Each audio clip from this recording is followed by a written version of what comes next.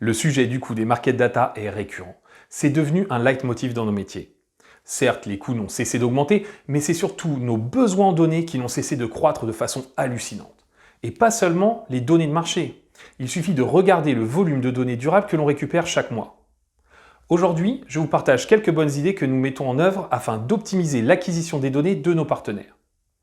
Six, Bloom, les plus gros market data providers fonctionnent en question-réponse.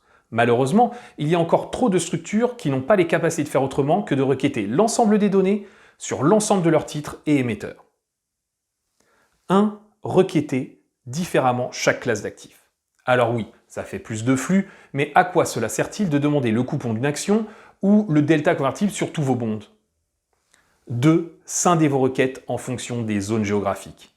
Pourquoi récupérer tous les cours de clôture à 17 h alors que les US clôturent à 22 h et le Nikkei à 6 h du matin?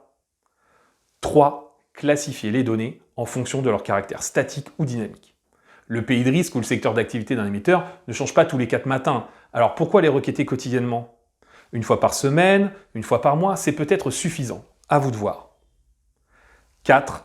Maximisez l'utilisation des données que vous recevez déjà. Vous intégrez des indices, des inventaires provenant de votre valorisateur, des données ESG.